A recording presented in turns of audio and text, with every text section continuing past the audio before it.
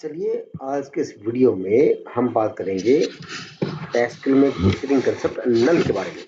देखिए आज की वीडियो में हम लोग सिर्फ कंसेप्ट समझेंगे, जबकि आगे की वीडियोज में हम इसका प्रैक्टिकल यूज करेंगे।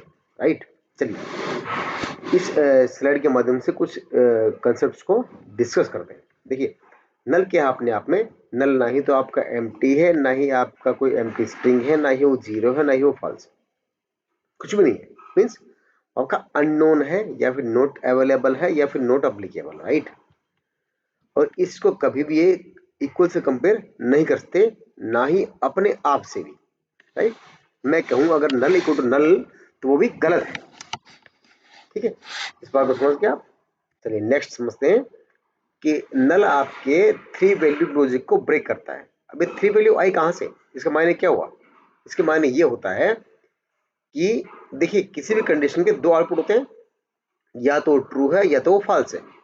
अब ड्यू टू दिस नल आप एक अलग से वैल्यू प्राप्त करेंगे, उसे हम बोलते हैं अननोन। ठीक है, ये अननोन कब आता है? ये अननोन तभी आता है जब मेरी कंडीशन में नल आता है। ठीक है जी, वरना किसी भी कंडीशन का आंसर ट्रू या फॉल्स ही होता है। नल को कभी भी अपने आप से कंपेयर नहीं कर सकते। अगला पॉइंट मानिए, वेयर क्लोज आपके अननोन को एक्सक्लूड करता है। ठीक है जी, जैसे आप जानते हैं कि वही आपके आंसर्स आते हैं वेयर क्वेरी के अंदर जहां पे आपकी कंडीशन ट्रू बैठती है, फॉल्स वाले एक्सक्लूड होते हैं। तो इस केस में, नल वाले केस में, फॉल्स प्लस आपके अननोन वाले दोनों ही आपके केस रिजेक्ट हो जाएंगे आपकी क्वेरी के लॉजिक से। ठीक है जी, प्रैक्टिकल करेंगे, डोंट वरी। आगे चलिए, देखिए मैंने कहा था कि कभी भी कंपेयर आप उसको इक्वल से या नॉट इक्वल से नहीं कर सकते। तो अगर आपको कहीं पे सपोज ये चेक करना है कि सैलरी आपकी नल है, तो आपको इक्वल नल या नॉट इक्वल नल नहीं चलेगा, आपको इज नल या फिर इज नॉट नल का इस्तेमाल करना पड़ेगा। आगे बढ़िए, ये बेहतरीन तरीका क्या होता है कि आप कोलिस फंक्शन को यूज कीजिए। कोलिस फंक्शन क्या करता है, आपकी गिवन लिस्ट के अंदर से पहला नोट नल आइटम निकाल के आपको देगा। तो उस केस में ऐसे चांस है ही नहीं कि आपको नल मिले या फिर आपका कैलकुलेशन किल हो, आपको अननोन आए। राइट, ठीक है जी, नोट वरी, इसका प्रैक्टिकल करेंगे हम लोग। आगे चलिए, देखिए अगर आप कहते हैं काउंट फंक्शन लगाते हैं रोज के ऊपर, काउंट स्टार मैंने count on the rows. Right, count on the column means आप एक कॉलम वैल्यू काउंट कर रहे हैं।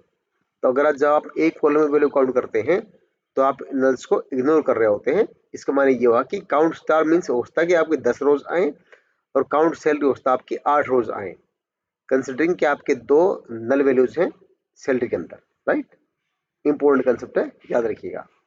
आगे चलते हैं कि देखिए इस केस में अगर मैं कहता हूं कि कोई सैलरी आपकी मोर देन 50,000 है, तो सैलरी नल वाला ना वो निकल जाएगा आपका। क्यों? क्योंकि नल को आप कंपेयर नहीं कर सकते, अननोन आएगा तो आपके रिकॉर्ड्स फिल्टर्ड आउट हो जाएंगे।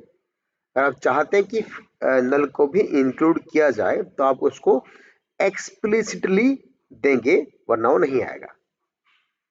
इंटरव्यूअर यही फंसाता है आपको नल के अंदर। नल से सावधान रहिए, इसको डील करना सीखिएगा। ठीक है, कोलिश फंक्शन है, इज नल है, नोट इज नल है, इस तरह से समझिए। ठीक है जी, चलिए आगे चलते हैं। देखिए ये बड़ा ही एक क्लासिकल ट्रैप है, किसका? थ्री वैल्यू लॉजिक के फेल होने का। जब भी कभी आपका नोट इन के अंदर नल आ गया तो मान लीजिए कि रोज आपकी जीरो ही रिटर्न होंगी, आपकी एक भी रो रिटर्न नहीं होगी। ठीक है जी, क्यों, कैसे, डिटेल में समझेंगे जब मैं समझाऊंगा आपको classical trap of three value logic. Right, यहाँ पे हर एक वैल्यू आपकी, हर एक लॉजिक आपका, हर एक रो के लिए आपका अननोन ही आएगा। ठीक है जी, समझेंगे इसको। आगे चलिए, अब ज्वाइन के मामले में ना बड़ा लफड़ा करता है ये, इसको भी हम लोग समझेंगे एग्जाम्पल की हेल्प से। बट ये मानिए कि आपको ज्वाइन के केस में भी इसको एक्सप्लिसिटली डील करना ही चाहिए। ठीक है जी, नेक्स्ट क्वेश्चन सोचते हैं। ये कुछ फंक्शन जो हमें आने चाहिए, कोलिस फंक्शन है, नल इफ है, आपका इज नल फंक्शन है, ये हमको आने चाहिए। इनको हम एक एक करके एग्जाम्पल समझेंगे।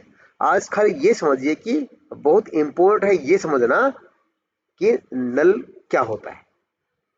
ठीक है जी, same thing about group by. ठीक है, यहाँ पे क्या है कि आपके सारे नल आपके एक ही ग्रुप में आ जाएंगे। अंडरस्टैंड? आगे चलते हैं। देखिए, अगर सैलरी आप ये बोलते डिफॉल्ट, ये रखना बेहतरीन एग्जाम्पल है, बशर्ते उसको नल रखा जाए। ठीक है जी। अब कुछ बहुत अच्छी बात समझ लीजिए, कुछ रूल्स समझ लीजिए कि नल आपका अननोन होता है। ठीक है, हरदम खुद से क्वेश्चन पूछिए कि what should happen if value is missing. तो आपको हरदम याद रहेगा कि आपको नल को संभालना है, नल से आपको डील करना है। हरदम नल को एक्सप्लिसिटली डील कीजिए। ठीक है, कोरिस का इस्तेमाल कीजिए सेलेक्ट क्वेरी में, वेयर में, या ज्वाइन में, या ऑर्डर बाय में। राइट, ये देखिए गोल्डन टिप्स। नल आपका वैल्यू नहीं है, ये एक स्टेट है, यानी कि इसको कंपेयर नहीं कर सकते, इसको आप चेक कर सकते हैं। नल इक्वल और नॉट इक्वल को नहीं मानता है। ठीक है, नोट इन में अगर आप गलती से आपका नल आ गया तो जीरो रिजल्ट्स आएंगे, समझ लीजिए आपका ट्रैप है। ठीक है, ये लास्ट स्लाइड फिर से एक बार।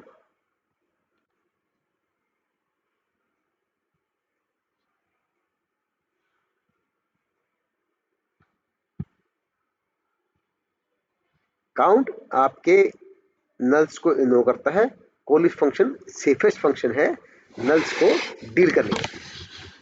आज के इस वीडियो में इतना ही। आगे के एग्जांपल्स में हम लोग इसके प्रेडिकल्स देखेंगे वीडियोस में। राइट, फिर भी आपको मैं एक दिखाता हूं इसके अंदर। यहां देखिए, मैंने एक केस स्टेटमेंट लगाई है और मैं ये मानता हूं कि नल इक्वल टू नल।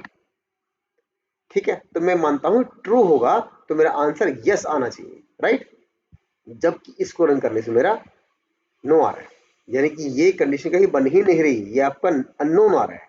राइट, तो मैंने कहा है कि नल को कभी भी कंपेयर नहीं कर सकते आप। इस नल फंक्शन जरूर आपका काम करता है, इस केस में आपका नल आपका यस आना चाहिए।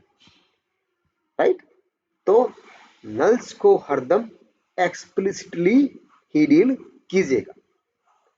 सीखते रहिए, सिखाते रहिए, सीखने की जर्नी रुकनी नहीं चाहिए। Thank you so much.